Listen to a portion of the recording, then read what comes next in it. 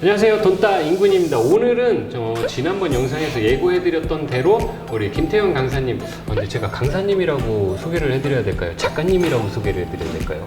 저 강사로 왔으니까 강사로 네, 해주시는 게 좋지 않을까요? 네. 스튜디오 앤 다이브의 김태형 강사님 모시고 우리 수중 촬영 장비 세팅법에 대해서 좀 이야기 한번 나눠보고 좀 배워가는 시간 한번 만들어 보도록 하겠습니다. 강사님 인사 한번 부탁드리겠습니다. 안녕하십니까. SDI TDI 강사 김태현입니다. 반갑습니다.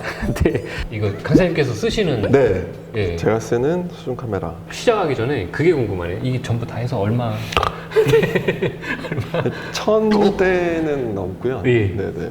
국가의 장비를 일부러 산 건 아니고 네. 카메라 가지고 있는 거에 맞는 네. 하우징을 찾다 보니까 네. 저는 이제 사진을 하니까 카메라가 그래도 몇 개까지가 있잖아요. 거기에 맞는 걸 찾다 보니까 이렇게 됐고, 아 이게 뭐 팁이라고 하긴 좀 그렇지만 본인이 가지고 계신 카메라에 방수 하우징이 다 있는 건 아니에요. 네. 네. 저도 물론 사진을 하기 때문에 네. 일반 사람들이 보기에는 그런 얘기를 되게 많이 하세요.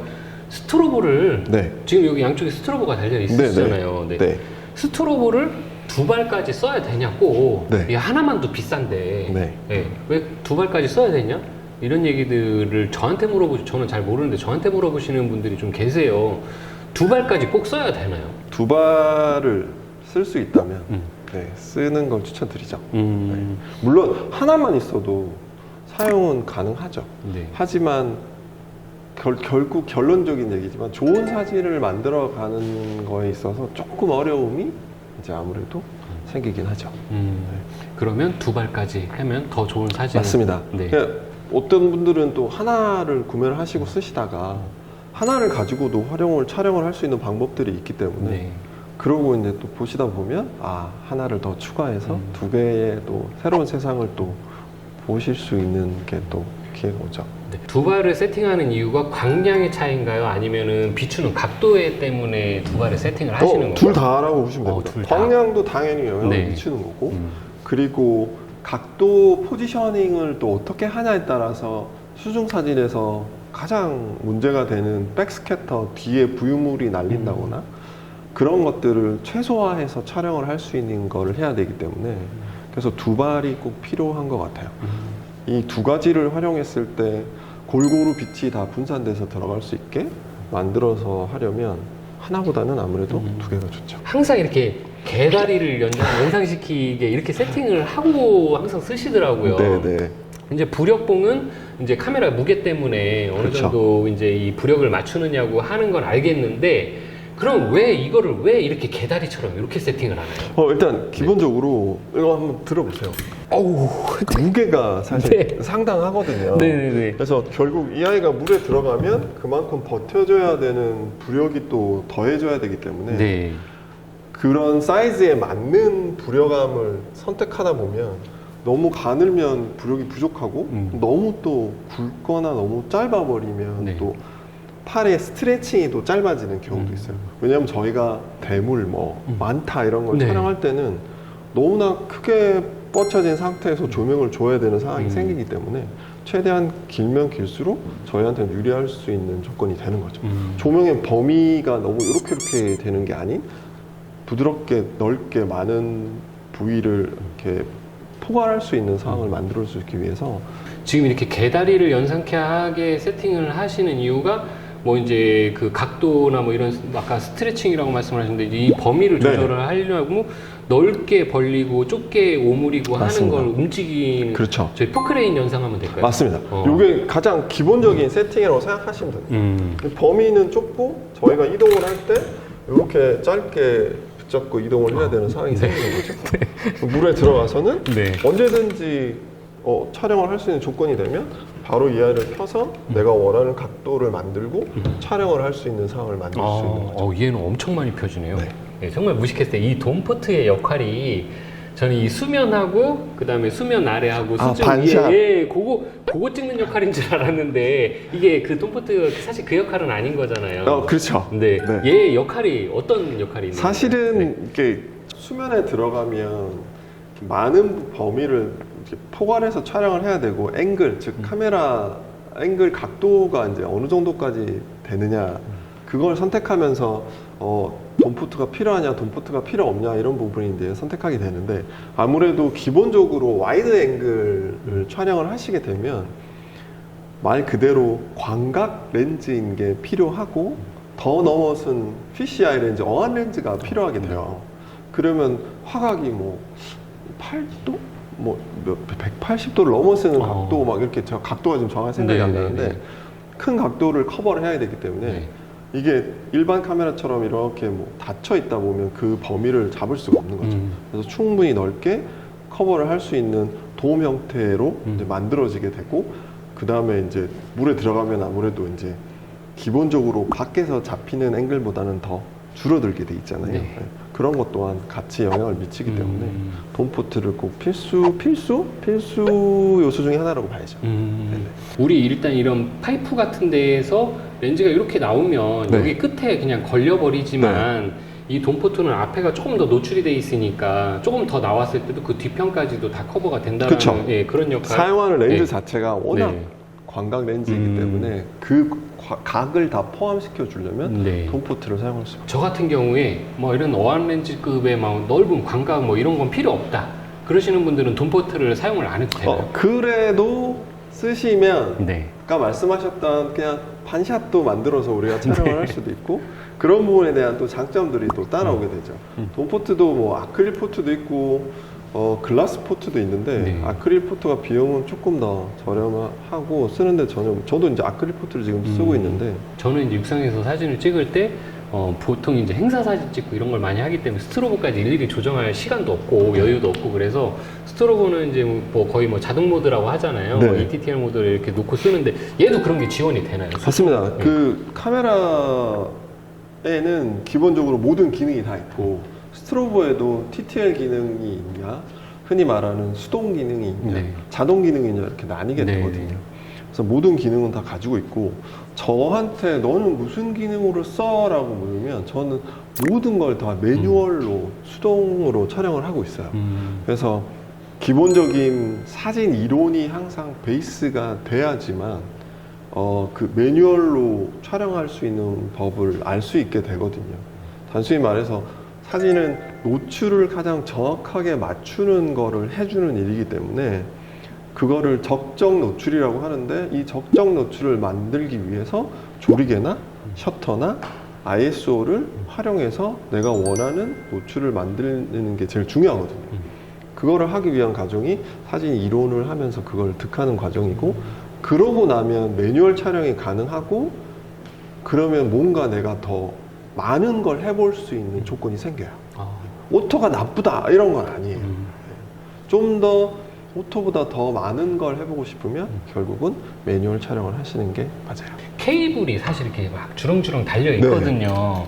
장비들이 굉장히 좋아지는 시대인데 꼭 이렇게 케이블을 써가지고 스트로보에 신호를 보내고 해야 되는지 무선은 혹시 없나요? 저도 스튜디오를 이렇게 하고 있는데 사실 아직까지는 무선 통신이 제한적인 것 같아요.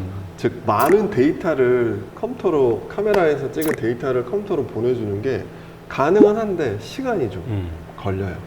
그리고 수중 같은 경우도 사실 수중에서 뭐 블루투스나 뭐 와이파이 기능이 어느 정도 이렇게 되는 것까지는 제가 잘 모르겠지만 아직까지는 안 되는 것 같기도 하고 그러니 이제 어쩔 수 없지만 이 케이블을 쓸 수밖에 없는 거죠. 저희는 사진을 찍을 때 이렇게 뷰파인더가 이 LCD 창을 보고서 사진을 찍잖아요.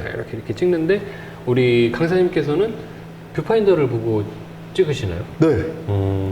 그 M 모드를 사용하시고 뷰파인더까지 이렇게. 뷰파인더를 제가 지금 쓰는 건 45도 뷰파인더인데 이렇게 이 아이는 또 상황에 맞게 이렇게 돌아가거든요.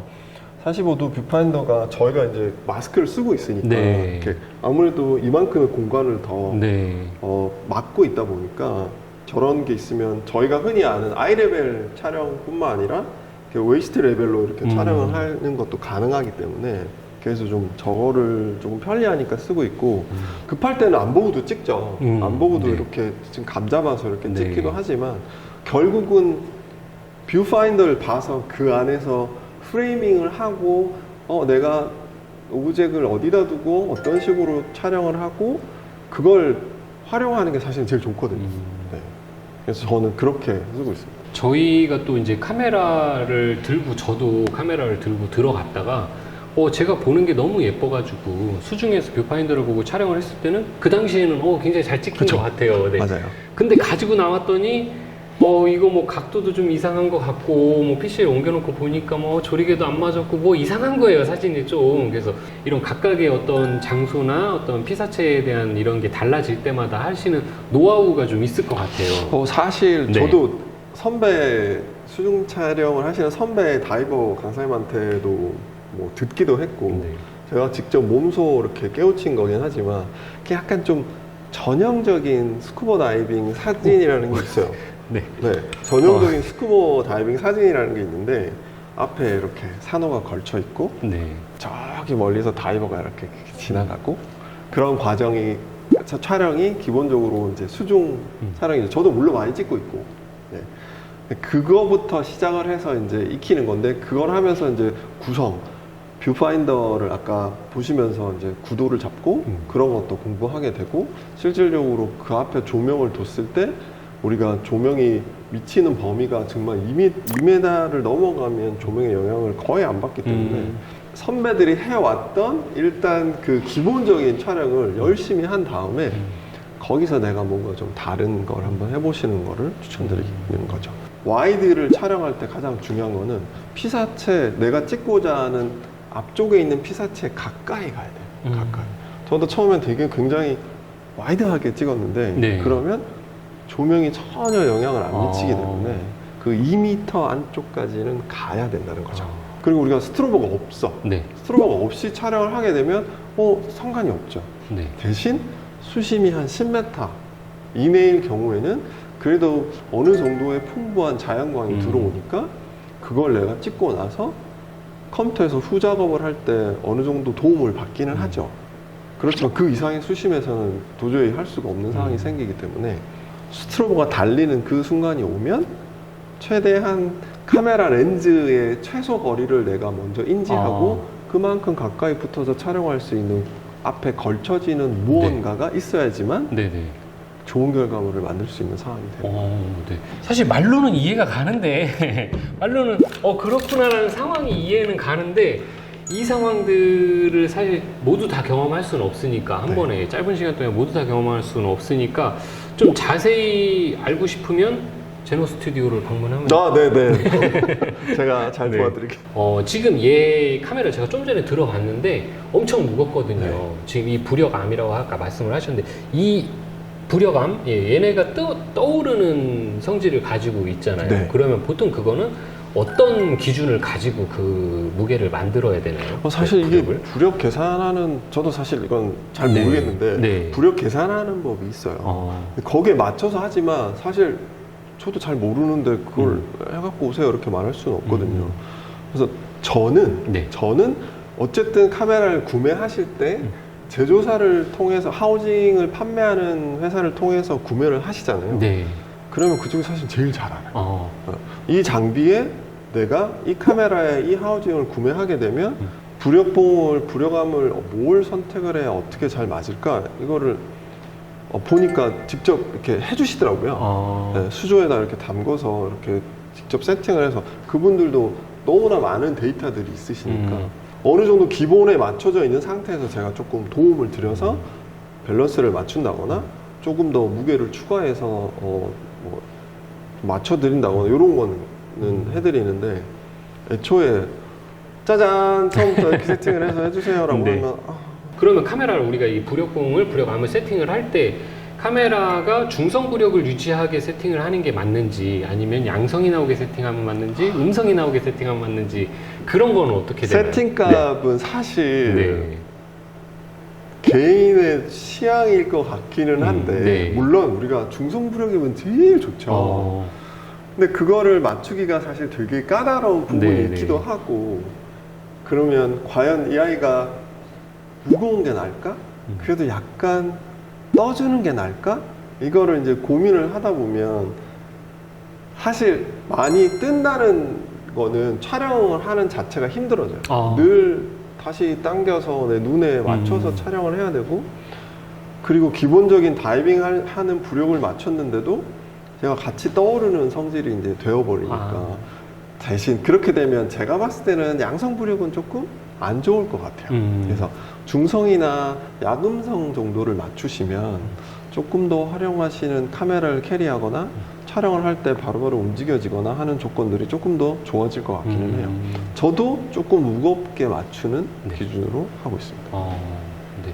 저는 사실 그런 생각을 좀 해봤거든요. 얘는 비싸잖아요, 일단. 네. 돈이 많이 들어가니까 기본적으로 양성을 해놔야지 우리가 카메라를 중간에 혹시 어디서 놓쳐도 물 위에 떠올랐으니까 이렇게 좀 그 수색해야 얘기도 들었어요. 누가 오늘 제가 오면서 제일 관심사는 EI거든요. 고프로. 네, EI예요. 이렇게 촬영을 하는 거랑 트레이로 양손을 잡고 촬영하는 거랑 어떤 차이가 좀 있나요? 사실 제가 봤을 때는 큰 차이는 없다고 생각을 해요. 네. 근데 이제 기본적으로 양손을 잡게 되면 조금 더 안정감이 일단 들어가겠죠? 그럼 내가 이제 흔히 말해서 카메라를 이렇게 자연스럽게 들어서 보는 듯한 포지셔닝이 가능해지고 모니터도 금방 쉽게 보실 수 있고 이런 상황이 좀 생기긴 해요. 촬영을 한다고 생각하면 네. 아무래도 이게 이제 우리가 흔히 말하는 촬영에 대한 네, 네. 이제 손의 위치도 되고 이런 게 좀 따라오기 때문에 어느 게 좋다, 어느 게 나쁘다는 말씀드릴 수는 네. 없지만 당연히 충분한 양손에 도움이 되고 그걸 하면 이제 거기서 더 발전해서 다른 장비들이 네. 거치될 수 있는 상황을 또 만들 수 있는 게 되는 거죠. 네. 근데 저는 이제 돈 없는 다이버다 보니까 요즘에 알리를 많이 보고 있거든요. 그래서 알리를 보면 트레이인데 생긴 건 비슷하게 생겼는데 여기서 봤더니 3만원, 4만원 이렇게 하네요. 뭐 알리나 이런 데에서 나오는 것들 구매하는 건 어떻게 생각하세요? 저는 나쁘지 않다고 생각합니다. 그냥 저도 알리에서 뭐 볼트 스냅을 사서 쓰거나 네. 장비를 구매할 때 여러 가지 알아보는 것 중에 알리도 포함이 되기 네. 때문에 저는 나쁘지 않다고 생각합니다. 하지만 네. 방수 하우징을 하는 거는 네. 테스트를 완벽히 거쳐서 카메라를 집어넣고 들어가기 전에 하셔서 검증이 되면 뭐 하실 수도 있지만 조금 그거는 고민을 조금 해보셔야 되는 부분 중에 하나지 않을까. 그 외에 다른 장비들은 저는 뭐 나쁘지 않다고 봅니다. 얘도 그 진공 밸브라는 게 있었고 진공 상태 뭐 이런 거를 하죠. 네네네. 네. 여기 지금 그 가지고 나오신 것 맞습니다. 같은데 역할이 정확하게 어떻게 되나요? 진공을 네. 일단 만든다는 얘기는 네. 우리가 백큐움을 해서 안에 남아있는 공기를 다 빼내는 과정이잖아요. 네. 그러면 당연히 압착이 더 되는 거고 네. 그러면 우리가 방수의 효과도 더 늘어날 수밖에 없고 이렇게 쪼그라들잖아요. 아, 네네네네. 그리고 틈이 있거나 저희가 머리카락 한 올만 네, 이렇게 네. 껴 있어도 네. 물이 들어가거든요. 우리 네. 마스크 스커트에 이렇게 물 들어오는 거 네. 보셔서 아시잖아요. 네. 그렇게 되면 물이 정말 타고 들어가면 안에서 그 센서가 그걸 네. 감지를 해요. 그러면 저희한테 소리와 함께 시그널을 줘요. 삐 이렇게 카메라에 물 새고 있어. 그럼 정리하고 빨리 나가야죠. 빨리 떠야죠. 네. 아, 저는 이게 저는 그렇게 생각을 했었거든요. 진공을 하면 안에가 네. 어쨌든 이렇게 좀 당겨지고 있는 역할을 하고 있는 네. 거잖아요. 그러면은 그럼 틈이 생기면 물을 이렇게 갖고 더 빨아들이는 거 아닌가. 저는 그렇게 생각을 했었는데 저는 너무 단순하게 생각을 한 것 같아요. 그러니까 장비들이 체결되어 있는 부분들을 진공을 더 시켜서 타이트하게 되는 거죠. 더 꽉 물리게 네. 한다는 말씀이신 네. 거죠. 그 옆에 뭐가 또 있는 거죠? 네. 이게 이제 전동식으로 된 이제 압착기라고 해야 되나? 백큐해주는 방식이고, 네. 요건 이제 수동으로 저희가 이렇게 제가 한번 보여드리면 네. 여기를 열고 저희가 하면 요 빨간 부분을 열어서 하고 여기 보시면 제가 이렇게 펌핑을 하면 아래쪽에 그 빨간 LED가 파란색으로 바뀌어요. 여기 아래에 들어오는 네. 빨간색. 지금 파란색으로 바뀌었나요? 아니요, 아직 빨간색입니다. 네, 바뀌었어요. 네. 이러면 이제 진공 상태가 된 거예요. 그러면 저희가 백큐움을 했던 부위를 막아주고 나면 이 아이는 이제 진공 상태가 유지가 되는 거죠. 그래서 만약에 물이 들어가거나 하면 이 아이가 빨간색으로 바뀌면서 알람을 경고음을 내주는 거예요. 그러면 저희가 빨리 인지를 하고 네. 이제 상승 절차에 맞춰서 나오는 네. 거죠. 얘가 네. 물이 들어갔다고 해서 우리가 바로 튀어나올 수는 없으니까. 그렇게 돼 있습니다. 저 같으면 그냥 바로 튀어나올 것 안 됩니다. 같아요. 그냥 BC에 바람 꽉 넣고 그냥. 네. 김태경 선생님께서 가지고 계신 장비를 가지고 얘기를 좀 나눠봤는데 이거 네, 가격은 지금 말씀을 안 하셔가지고 근데 혹시 뭐 댁에서도 뭐 이렇게 모르는 거지? 아닙니다. 그렇지 않습니다. 네네네네. 네. 오늘 또 이렇게 소개해 주셔서 너무 감사드리고요. 네, 저희 또 다음 영상에서 우리 김태경 선생님께서 수중 촬영하는 이제 본격적인 방법들 그리고 이제 후 보정하는 방법들까지 한번 소개시켜드리는 그런 영상 한번 또 한번 만나뵙도록 알겠습니다. 하겠습니다. 다음 영상에 또 뵙도록 네, 하겠습니다. 알겠습니다. 네. 오늘 영상은 여기서 마치도록 하고요. 오늘은 김태경 선생님께서 직접 사용하시는 장비를 두고 저희가 장비 세팅을 어떻게 하면 되는지 그리고 각 기능들을 어떻게 되는지에 대해서 한번 이야기를 나눠봤습니다. 네, 오늘 영상 여기까지 시청해주셔서 너무 감사드리고요. 다음 주에도 즐겁고 재밌고 알찬 내용으로 찾아뵐 수 있도록 노력 많이 하도록 하겠습니다. 지금까지 시청해주셔서 감사합니다. 아무래도 거기가 인지도도 있고 하니까 그렇죠. 유명인이다 보니. 네, 구독자가 훨씬 많고 에이. 아저씨들 그래요? 그러면 이제 네. 그래도 오. 그 그러면 나는 채널을 5개를 쓰면 편집을 어떻게 하라고. 편집을 하시는 거예요? 네, 편집을 제가 하고 있거든요. 편집 대단하다. 저도 몇 번 해봤는데 못하겠더라고요. 무슨 프로그램 쓰세요? 프리미어 쓰고 있어요. 지가 하는 거 아니라고.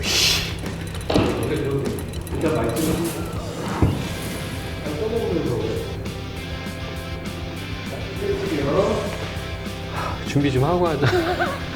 그래요. 질문을 좀 한번 쓱 보고 이렇게 해야 되는데. 나는